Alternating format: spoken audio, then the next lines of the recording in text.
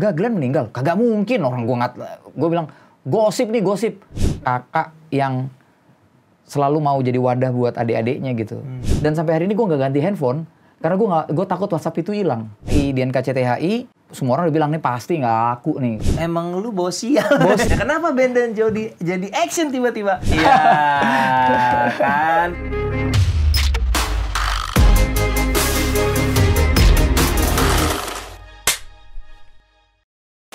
In terms of market, mungkin kita bicara sebelum pandemi kali ya. Kalau bicara pandemi agak pusing juga. Sebenarnya Indonesia di peta Asia atau Asia Tenggara itu seberapa hopeful, seberapa bagus sih? Di Asia one of the best, di Southeast Asia the best. Jadi sebelum pandemi. Indikatornya apa, maaf? Jadi sebelum pandemi kita tuh punya hampir, gue lupa 36 apa 39 angkanya, ya gue anak goblok lah ya di sekolah, jadi kadang-kadang 6 sama 9. Nggak segitunya juga Pak CEO, 6 sama jadi, 9. Either 36 apa 39% market share film Indonesia itu terjadi di 2019. Oke.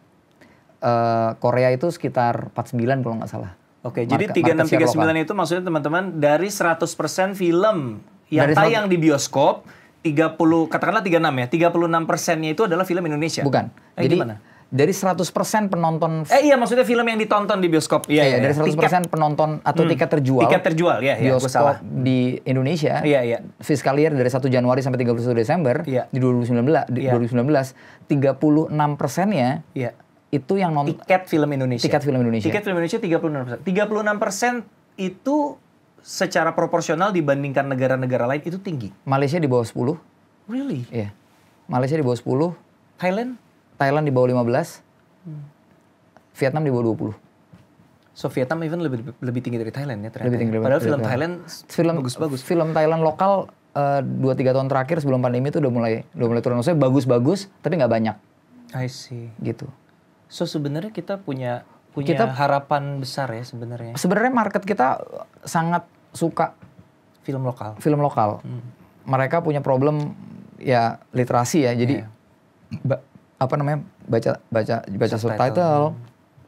Cuman kan memang penetrasinya layar tuh masih sangat terbatas. Masih di kota besar. Tapi juga kalau mau ke kota kecil juga problemnya harus shrinking investment. Karena daya beli dan segala macam. Jadi kompleksitasnya banyak lah, Nes. Cuman kita dengan kayak gitu ya kita punya almost 40% market share. Dan itu sebenarnya modal gede banget. Kaget nggak lo ngelihat film Makmum 2 di era pandemi ini bisa tembus 1 juta penonton? Which is good. Yeah, we are all happy with it. Tapi lo kaget gak sih? Kayak, wah gila ya gitu. Sebenarnya gue gak kaget sih. Karena gue memang menunggu siapa. Karena mirip kayak, kalau misalnya kita mau refer historically gitu ya. 2008 di Amerika, itu shifting besar-besaran kan. Sebelumnya kan. Maksud lo karena krisis ekonomi? Karena krisis ekonomi. Iron Man keluar kan. Semenjak itu superhero naik. Sebelumnya kan sebelumnya ada Hulk. Ada Hulk-nya Edward Norton kan? Edward Norton, ada X-Men, ada Spider-Man-nya Sam Raimi, tapi nggak pernah sebesar itu. Sebesar Iron Man 1. Sebesar itu, dan kemudian habis itu mulai masuk ke beberapa film berikutnya diciptakanlah MCU. Jadi mungkin di setiap krisis itu ada market tuh saturated. Jadi dia kayak butuh boom gitu ya. Satu hal lagi. Waktu 2019 kan sebenarnya horor tapi drama juga gede, komedi juga gede gitu kan. Sebenarnya yang masih question mark di Indonesia itu kan action. Iya, betul. Musikal udah susah banget. Betul. Tapi musikal memang lagi susah di seluruh dunia. Action gitu. itu mahalnya pasti, lakunya belum tentu ya. Belum tentu gitu kan. Tapi waktu pandemi gue juga punya pikiran yang mirip. Gue rasa kayaknya ini akan ada satu model atau storytelling baru yang mungkin akan jauh lebih resonate setelah pandemi selesai gitu. Maksudnya, dan kita perlu cari tahu ini apa. Jadi gue sih ngerasa siapapun saat ini yang mental, ini mungkin itu jadi basis data point. Walaupun sebenarnya macam-macam ya, kayak misalnya contohnya Makmum 2 1 jutaan karena dia punya historik dari Makmum 1 kan. Dan yang sukses sekarang kan semua yang sequel kan. Kayak Nathan, terus Makmun, terus Yowis Band, ya. gitu. Ya mudah-mudahan Ben dan Jody gitu. Walaupun Ben Jody kita udah bilangnya nggak sequel lagi, brengsek. Salah satu hal yang kita bicara pandemi, salah satu tragedi terbesar di era pandemi walaupun bukan karena pandeminya adalah kepergian Glenn. Dan gue tahu lu terpukul banget gitu. Kenapa sih kan? Nggak tahu karena gue nggak tahu dia sakit. Gue masih 3 hari sebelumnya gue masih live Instagram bareng. Lu nggak tahu dia sakit? Gue tahu dia sakit tapi gue nggak tahu dia sakit separah itu. Terus tiba-tiba gue ternyata kayak gosip. Jadi pertama ada teman yang nanya, "Enggak, Glenn meninggal." Kagak mungkin, orang gue bilang gosip nih, gosip. Enggak bener, nggak mungkin. Terus gue masih duduk 5 menit, nggak mungkin lah ya. Masa sih? Terus gue telepon Tompi. Pas gue telepon Tompi udah nangis-nangis. Anjing gue. Wah itu sih gila sih Nes, kayak lu nggak siap. Maksudnya, lu ngerasa kayak I could have done something, bisa bantu. Oh iya. Maksudnya gue tahu dia sakit, gue tahu Bung sakit kepala karena waktu gue sakit sama dia sakit, kita kita selipan di rumah sakit. Gue sempet coba cariin karena waktu itu kan pandemi masih awal-awal kan. Jadi rumah sakit malah susah nerima pasien, brengsek banget ya. Susah nerima pasien. Terus gue telepon ke rumah sakit Otak Nasional. Terus katanya ya harus cek dulu COVID apa enggak, segala macam. Dulu PCR juga kita nggak tahu gimana, segala macam kan. April kan itu kan, April di awal-awal kan. Oh itu April ya, masih awal pandemi banget ya. April. Dan kemudian gue sempet WhatsAppan sama Bung, ada kamar di rumah sakit pusat Otak Nasional, respon. Oh iya, dia bilang nggak apa-apa kok, nanti emang nanti abis pandemi beta mau berobat ke Singapura, kata dia gitu. Ngapain ngerepotin lu gitu ya? Iya, itu terakhir gue kontekan sama dia, terus lusanya dia meninggal. Sehari sebelumnya gue masih Instagraman sama dia. Sehari sebelumnya? Iya, sehari sebelumnya gue Instagram live sama dia. Terus gue tanya, pucet banget mukanya gitu. Terus dia jelasin. Dia cerita panjang tuh. Tentang kalau dia sakit tapi nggak, cerita panjangnya nggak tentang, tapi cerita panjang. Tiba-tiba dia cerita panjang kayak nulis surat tentang persahabatan kita gitu. Dan sampai hari ini gue nggak ganti handphone karena gue takut WhatsApp itu hilang. Pantes handphone udah bocel-bocel. Gue cuma takut itu WhatsApp hilang. Gimana cara itu WhatsApp gak hilang gitu? Ya bisa sih di capture screen, tapi maksudnya beda banget rasanya. Dan itu masih, namanya dia masih ada. Gue gak tahu nih gimana caranya WhatsApp ini biar, gue takut aja WhatsApp-nya hilang gitu aja. Iya. Apa sih jasa terbesar dia dalam hidup lu? Ya apa namanya? Gue ketemu Glenn saat dia juga shifting hidupnya gitu. Ya dari Glenn yang lalu, maksudnya dari Glenn sebelumnya, maksudnya proses itu Glenn kan. yang penyanyi mainstream gitu maksudnya? Ya Glenn, Glenn sebelumnya gue nggak kenal. Gue cuma bilang bahwa gue sering dengar dari teman-temannya kalau Glenn berubah gitu, tapi gue nggak pernah kenal. Berarti kan Glenn yang gue kenal tuh Glenn yang sudah berubah gitu ya, maksudnya.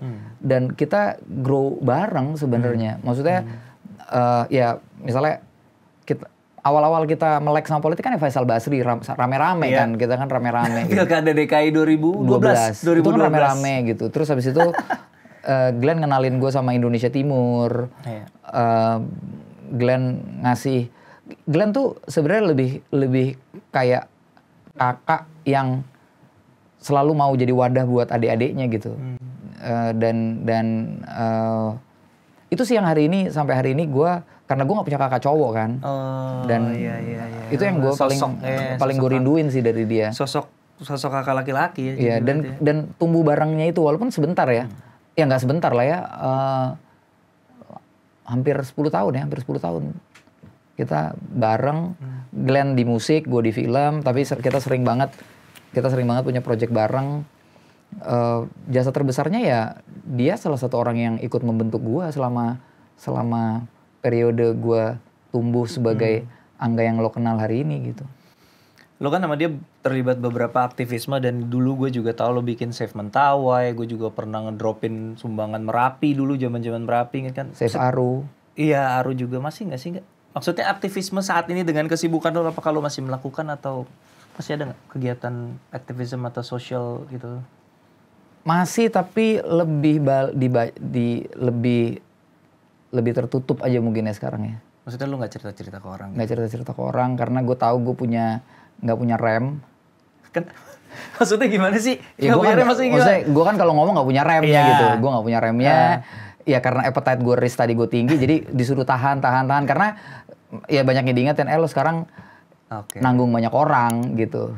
Jadi ya mulai ngerem. Tapi kayak contohnya misalnya bentuknya biasanya kayak kemarin yang pemilu terakhir gue support ke caleg-caleg perempuan yang progresif gitu. Oke. Itu ada fundnya? Ada fundnya. Oke. Dan itu pakai tabungan gue sendiri gitu. Dan lintas partai gue nggak peduli, dia PSI lah, dia PKB kah, dia Demokrat, dia PDIP gitu. Tapi kalau lo punya agenda progresif, lo bisa datang ke gue, terus gue bikin tim kurasi. Iya, gue inget gitu. Gue inget ketika lo. Kayak gitu-gitulah. Yang lain juga ada beberapa tapi quiet aja. Tertarik nggak masuk politik? Nggak. Cepet ya jawabnya. Not even thinking about it. But you gave a thought pastilah. Kalau kayak gue nih, gue tahu gue nggak akan mau, tapi gue sempet ngebayangin kalau gue jadi. Offernya udah pernah datang kan, Nes? Ke lu? And then? Nggak mau. Dan lo sampai sekarang berketetapan no way lah. Enggak. Kenapa? Nggak ada gunanya. Nggak ada gunanya kalau lo jadi politisi gitu? Iya, nggak ada gunanya kayaknya. Nggak ada gunanya? Lo nggak akan jadi politisi yang berguna atau politik itu nggak berguna? Dua-duanya. Gue di sana nggak akan berguna dan politiknya nggak berguna gitu. Iyalah. Ya siapa tahu tiba-tiba banting setir. Anyway, gue jadi pendeta aja deh abis ini. Haleluya. Jadi pendeta. Iya. Bikin minyak urapan gitu, jual-jual. Jual minyak urapan. Oke, ini cari masalah nih ya, pinggir jurang ya, jual minyak urapan. Iya. Kan. Biar ada duitnya. Nanti sama produser itu yang dijadiin thumbnail. Angga Sasongko mau jual minyak urapan, udah lah jangan. Ini episode 1. Biar ada beatnya. Episode 1. Captive-nya gede, Nes. Lo bayangin. Bukan masalah captive. Bisa satu GBK tuh. Ini kan baru episode pertama. Saya paham soal laba-laba, tapi ini kan masih episode 1 ya. Tolonglah. Ntar episode 20 gitu kalau mau cari masalah ya. Maaf teman-teman yang tersinggung. Alamat kantor Visinema ada di caption. Ben dan Jody baru rilis. Yes. Sudah tayang. Buat teman-teman yang belum nonton film Ben dan Jody, kita tonton dulu trailernya sebentar ya. Ini dia trailer untuk film terbaru Angga Dwi Mas Sasongko, Ben dan Jody.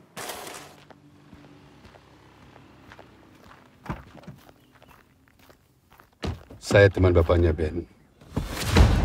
Saya tahu kamu sedang cari siapa. Hey, Ben! Kami sempat bentrok dengan keamanan perusahaan.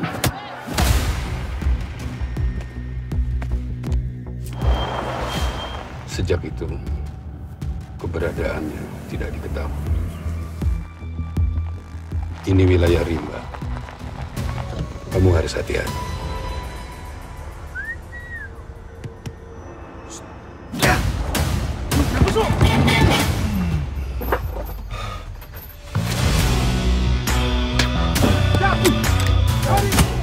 Sebelum lo sok-sokan jadi jagoan kayak gini, gua ada duluan bikin aksi untuk lawan perusahaan yang sama. Gua disekap, gua diculik, gua dipukulin.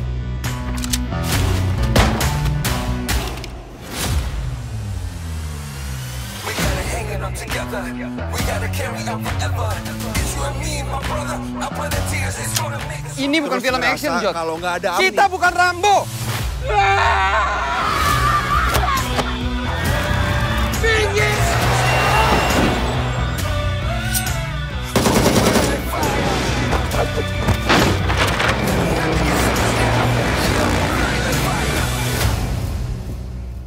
Oke, tentu pertanyaan pertama di benak gua dan benak orang-orang adalah kenapa tiba-tiba action? Ada presidennya nggak film drama IP-nya dijadiin action di spin-off-nya? Kalau Hobbs and Shaw itu kan di spin-off, asalnya juga udah action, di spin-off action. Ini Philcop drama, di spin-off action. Ada presiden film sebelumnya yang kayak gini nggak ada nggak sih? Nggak tahu. Apa dasar lo si risk-taking appetite lo itu yang menyetir lo ke arah sini? Anggi Umbara pernah dia bikin. Apa? Yang sama Panji tuh, filmnya yang sama Panji, yang sama Luna. Insya Allah kan yang keduanya action. Tiba-tiba ada ledakan, tembak-tembakan. Iya juga sama sih. aja. Iya juga sih. Insya Allah. Gue ngikutin Anggi Umbara sebenarnya. Oke, itu official statementnya nggak usah songkok kalau ditanya. Kenapa Ben dan Jody jadi action tiba-tiba? Karena Anggi Umbara. Besok rambutnya merah nih. Tapi iya. Saya gembuknya nggak bisa sih, gue segini-segini aja. Iya, tapi kenapa nggak? Kenapa? Dari mana nih? Apakah kita runut? Apakah lo punya ide cerita action seperti di story-nya Ben dan Jody lalu pikir, daripada gue bikin karakter baru, gue aplikasikan aja ide ini di Ben dan Jody, atau lo merasa kayaknya gue pengen bawa Ben dan Jody ke teritori yang baru? Ada beberapa pertimbangan. Pertimbangan pertama sederhana bahwa gue tuh sama tim Ben dan Jody, sama timnya Filosofi Kopi tuh kita syuting bukan karena kita sekedar mau bikin film, tapi kita menikmati proses bersama itu gitu. Jadi dari film 1, film kedua juga motifnya sama. Terus habis itu yuk ngumpul lagi bikin film ketiga. Tapi pas film ketiga pertanyaannya kan sederhana. Masa sih ada orang yang mau nonton tiga kali urusan kopi mulu, berantem mulu, ngurusin bisnis mulu, apalagi gitu. Iya juga sih. Terus gue sempat bilang, apa dibom aja kan tuh ininya ya, kedainya dibom. Terus habis itu jadi seru tuh ya, action gitu. Itu satu. Terus kedua sebenarnya jadi gini, kalau gue sih selalu pengen setiap gue bikin film ada hal baru yang gue lakukan, yang gue coba. Bisa jadi karena statementnya penting, atau misalnya isunya menarik dan penting buat gue sehingga gue harus riset dulu dan gue akhirnya kenal. Karena semenjak gue mengalami sekali salah satu yang gue nikmatin dari Cahaya Dari Timur adalah ketika filmnya jauh dari ceritanya dari gue lebih tumbuh, gue lebih gue ngelihat sesuatu yang nggak cuman di sekitar gue, dan di situ gue ngerasa gue lebih kaya sebagai seorang manusia gitu. Abis itu gue ke Filosofi Kopi, dunia kopi gue nggak kenal, gue bikin Surat Dari Praha, gue belajar tentang apa yang terjadi di 65, baru gue masuk ke sesuatu yang lebih dekat di Bukaan 8 sebenarnya. NKCTHI, di NKCTHI yang gue pengen lakukan waktu itu adalah pertama, gimana ya kita bikin film karakter utamanya tuh bukan satu orang tapi sebuah keluarga misalnya. Jadi karakter utamanya sebuah keluarga. Dan bagaimana ya, gue penasaran waktu itu karena gue suka banget sama film-film. Gue tumbuh nonton film-film non-linear, tapi gue nggak pernah sama sekali bikin film non-linear. Akhirnya di NKCTHI gue propose idenya ke Anggia oke, kita bikin filmnya non-linear.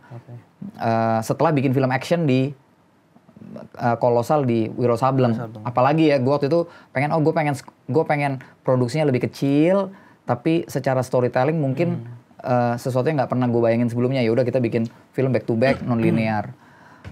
Terus walaupun waktu pas pertama kali ide itu muncul, semua orang udah bilang nih pasti nggak laku nih karena non linear, siapa yang mau nonton ini? Tapi ya gue bilang ya jangan begoin penonton kita gitu kan.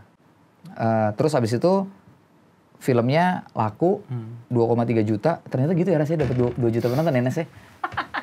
Baru tahu rasanya. Iya, langsung ganti mobil ya. Alah, lu mau ganti mobil mah dari dulu juga bisa, kagak harus nungguin KCTI 2 juta lah. Elah, pelat ADS lu kan dari dulu juga buat ganti mobil lu. Tapi ya gitu. Gue pertama kali box office tuh di luar Visinema. Wiro kan 1,6. Iya juga ya, 1 juta tuh malah di luar Visinema ya. Terus habis itu pas balik ke Visinema kan anjing ya. Kalau sampai enggak berarti lu jinx bangsat. Berarti Angga harus keluar. Iya, harus nggak ngedirect di Visinema karena sebelumnya Keluarga Cemara 1,8 juta. Box office pertamanya Visinema dari Yandi Loren sama Anggia dan Gina nggak ada guanya sama sekali. Emang lu bawa sial. Kan gue bilang wah ini kalau gue kenapa-napa. Tapi ya puji Tuhan lah, Tuhan baik sama gue. Haleluya. Dikasih 2,3 juta penonton akhirnya ya gue nggak jinx lah. Iya nggak jinx ternyata. Nah setelah itu apa yang gue mau cari gitu kan? Kayaknya gue bilang sama teman-teman gue kayaknya pengen nyobain sesuatu yang unprecedented. Ya, the fucking appetite of risk tadi. Gue mau feel cop kita bikin action aja deh gitu. Dan beberapa hal yang gue nggak pernah lakukan sebelumnya kayak car chase, terus weapon gitu-gitu. Gue belum pernah shooting weapon sebelumnya. Akhirnya jadi modal belajar lo buat mencuri Raden Saleh.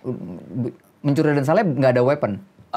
Car chase minimal ada. Car chase lebih rumit gitu ya. Tapi ya ada hal yang baru gitu di Ben dan Jody. Dan gue waktu itu minta weaponnya juga pakai practical, nggak ada yang semua pakai CG gitu. Semuanya pakai practical. Dan shooting Ben dan Jody itu 90% practical gitu. Jadi ya gue banyak belajar kayak misalnya bikin squib di badan, gue nggak pernah bikin sebelumnya gitu. Dan gue pengennya practical, jadi ditembaknya practical, satu shot ketembaknya momennya sama gitu-gitu. Squib di badan safety-nya gimana tuh? Ada orang safety-nya. Gue sih nggak mikirin. Buat teman-teman yang nggak tahu, squib itu kayak semacam petasan ya. Petasan yang kalau misalnya kita bikin ada efek nembak ke tembok, nanti petasannya meledak seolah-olah itu peluru yang menghantam tembok, itu istilahnya squib. Squib di badan berarti meletus di sini dong? Iya, meletus di situ. Berarti dan mungkin itu satu shot, jadi ditembak, squib ininya nyala, squibnya nyala. Berarti timingnya harus dapat gitu-gitu. Gue belum pernah, gue nggak pernah ngerjain itu sebelum di Ben dan Jody. Tapi karena lo terinspirasi oleh Anggi Umbara, iya, jadinya gue nyobain. Jadi sebenarnya gila, gue squib tuh sama Anggi, gue di komiknya hujan squib gue. Iya, jadi ya gitu. Jadi itu gue pengen ngerjain ya, dan yaudah kita kerjainnya jadi ada certain reason dari dalam diri gue sendiri bahwa setiap project gue tuh harus ngalamin sesuatu yang baru. Di Mencuri Raden Saleh lebih kompleks lagi gitu. Iya. Berapa hari syuting nggak itu Ben dan Jody? 29. Termasuk pendek. Untuk action termasuk pendek ya? Pendek. Untuk drama sih mewah ya 29 ya, tapi kalau action pendek. Dan kita 80% di hutan. 80% di hutan sebagaimana hujan, tercermin di trailer tadi. Iya, di hujan dan segala macam. Apa yang lu ternyata lebih sulit dari dugaan lu ketika ngerjain action? Ada nggak elemen yang ketika planning lu rasa oh ya I got this covered, gue tahu oke, ini yang harus kita lakukan, tapi ternyata pas eksekusi buset susah banget? Ada nggak tahu kenapa orang-orang tuh banyak bilang sama gue tuh yang paling susah nanganin gue di lokasi adalah ketika gue di lokasi gue tuh kayak trance, energi gue tuh gede banget gitu. Dan gue kayaknya ngerasa bahwa scale kayak gini, kayak Ben dan Jody, kayak Mencuri Raden Saleh itu scale yang pas buat menyalurkan gitu. Petakilan lo ya. Iya, jadinya kayak di Ben dan Jody gue jadi stunt drivernya kan. Karena akhirnya iya, lu jadi stunt driver. Gue jadi stunt driver karena stunt drivernya mundurin mobil aja lama banget. Kan itu 4-wheel drive kan. Iya, tapi kalau lu kenapa-napa filmnya gimana? Nggak mikirin orang nih kadang-kadang bego juga. Tapi ya kadang itu dia that kind of energy gitu loh, Nes, yang bikin gue akhirnya thrill aja kayak adegan kejar-kejaran mobil sama motor trail di gravel lari 100 km, kameranya di atas kap. Gue minta kameranya di atas kap. Nggak ada. Stunt koordinator bilang ini nggak safety. Terus gue nggak bisa dapet shotnya, nggak safety. Kalau gue kenapa-napa nggak tanggung jawab lo ya. Gue tanda tangan, gue naik ke atas, gue yang shoot sendiri. Tapi kalau kenapa-napa ya udah lah ya. Anggia ngamuk-ngamuk sih setelah tahu lihat foto itu. Ini apaan fotonya kayak gini? Tapi kan itu nggak baik nggak untuk lo contohkan ke orang-orang. I mean, it's not safe. Betul, tapi shotnya perlu ada. So ideally misalnya itu produksi Hollywood, apa yang akan mereka lakukan? Nggak bakal dikasih. Idealnya ada rig yang kita harus punya, dan kita nggak punya rignya. Idealnya ada rignya lagi buat ngamanin si itu kameramennya itu. Tapi lo lakukan anyway. Ya rignya nggak ada, ya gue dikasih rig sederhana aja ditaruh gitu. Tapi ya gue ngerasa maksudnya gue ngomong di sini bukan karena gue bangga gitu ya, tapi maksudnya gue ngerasa waktu gue di lokasi ada ya certain trends gitu loh, Nes, yang anjing kerjain aja deh. Tapi nggak ada orang yang nyetop lu ya, maksudnya nggak ada orang yang nyetop gue sih. Karena lu bosnya kali, susah ya. Iya sih kayaknya. Makanya pas terakhir juga gathering akhir tahun juga lagunya tapi ku bukan Angga. Itu tai gue dikerjain. Ku hanya orang biasa. Kalau Angga bukan orang biasa, nggak ada yang berani nyetop. Tapi jangan sering-sering lah, Angga ngeri nggak? Gue bukan bini lo aja, gue denger ya. Gue di Mencuri Raden Saleh udah gue lebih tertib. Itu nggak tertib sih. Ya di bagian situ gue sadar banget itu nggak tertib. Tapi waktu itu kayak gue butuh shotnya, nggak tahu gimana caranya gue butuh shotnya. Dan itu hari terakhir syuting, udah jam 4. gue telat dikit, mataharinya turun, wah udah kacau lah. Dan hari terakhir syuting. Oke lah. Jadi kalau lo pengen lihat eksplorasi Angga Dwi Masa Songko di film, kalau dibilang film action pertama udah pernah ada Wiro sih ya, tapi film action yang beda lah ya. Wiro kan martial arts ya, kalau ini action yang... Ya ini ada tembak-tembakan, ada car chase, ada berantem, gitu-gitu lah. Iya, film ada yang dramanya juga. Secara genre sebenarnya secara historis berat ya nggak ya? Secara sejarah perfilman kita secara box office maksudnya. Oh iya. Ya, itu dia. Kita buktikan ya kali ini. Udah pernah ngerasain 2 juta lah ya. Asik. Gitu. Baru sekali aja sombong banget. Gue ya, 3 kali aja biasa aja. Iya betul. Itu dia. Tapi kan itu yang bikin lo lebih santai ngerjain Tika kan? Iya, walaupun akhirnya jadi maksudnya secara panjang lagi kita kalau ngomongin itu nanti. Maksudnya secara komersil lo nggak punya maksudnya kalau gue ngerasa waktu gue ngerjain Ben dan Jody, gue nggak punya burden komersilnya sih. Maksudnya gue ya gue pengen ngerjain aja. Gue udah proof. Yang penting yang udah gue proof adalah gue bukan Jinx Vision mah udah cukup. Oke. At least batch itu udah copot ya. Iya udah copot. Lah, udah ya, udah. Sekarang gue bebas mau ngapain aja. Ya silakan Mas, ya udah. Oke.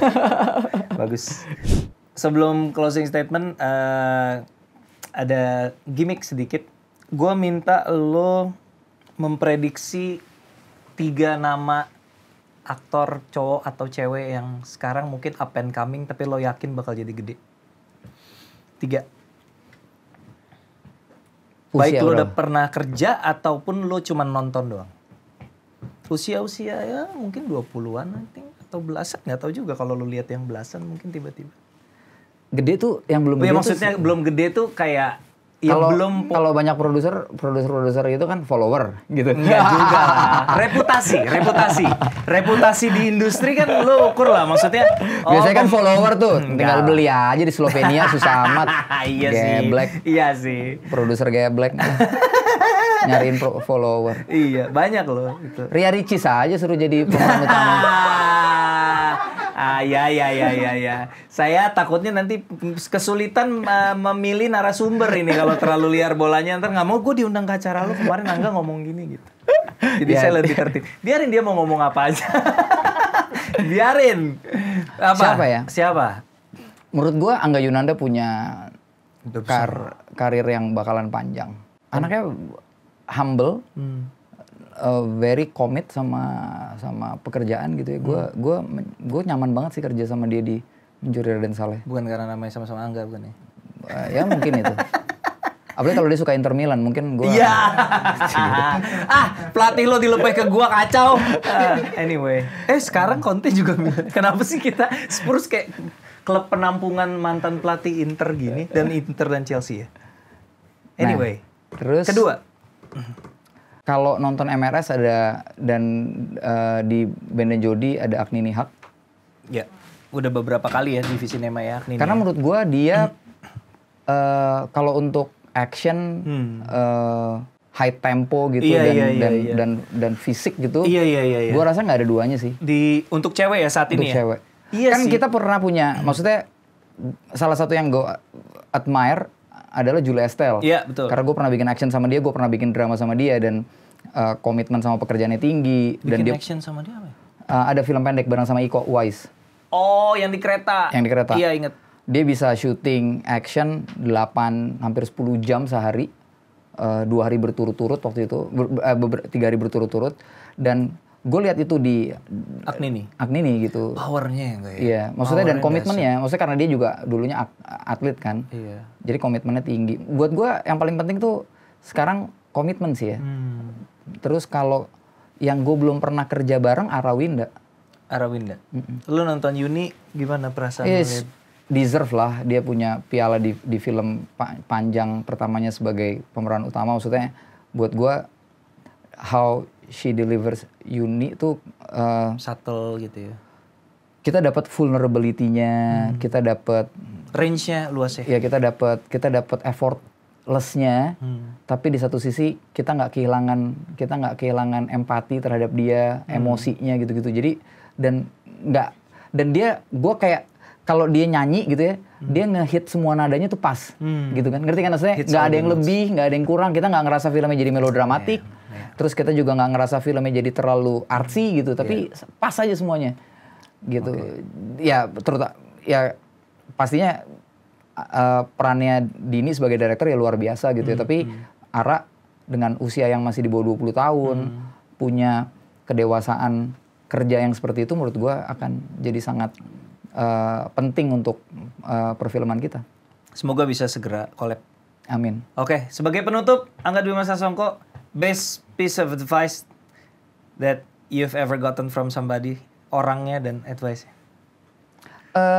Sahabat gue namanya Pak Tony Mulani. Tahu kan? Dia pernah makan, kita dinner bareng gitu. Jadi kita waktu itu Filkop 2, gue ingat banget, dia nanya berapa penonton, gue bilang di atas 500 ribu. Oke, dia bilang gue di bawah 500 ribu. Kalau lo kalah lo traktir gue ya. Dah. Terus akhirnya gue kalah, anjing. Udah penontonnya kecil suruh nraktir orang kaya lah, nggak mungkin kan nraktir Tony Mulani di McD gitu pasti kan paling nggak kan. Terus gue traktir, terus dia sempet nanya, menurut lo siapa kompetitor lo? Ya gue berhipotesa lah, terus bilang enggak, salah. Dia bilang kompetitornya diri lo sendiri, jadi mulai dari situ aja dia bilang gitu. Dan itu sampai sekarang yang akhirnya di titik dimana gue bisa mengembangkan Visinema hari ini salah satunya karena gue mengimbris kata-kata itu bahwa kalau gue mau growth, gue mau maju, terutama gue dan sama Visinema, ya gue harus mikirin kompetitornya diri gue sendiri gitu. Kita sendiri, itu selalu gue bawa ke tim bahwa lu sendiri, lu gak usah lihat orang lain bikin apa, orang lain mau ngomong apa, jalan aja gitu. Maksudnya jangan kalah sama ego, jangan kalah sama speed gitu. Jadi ya diri kita sendiri aja. So our biggest competitor is ourselves. Yes. Angga Dwi Mas Sasongko, thank you very Thank much. you. Terima kasih teman-teman sudah menyaksikan In Frame. Sampai jumpa di episode berikutnya. Bye.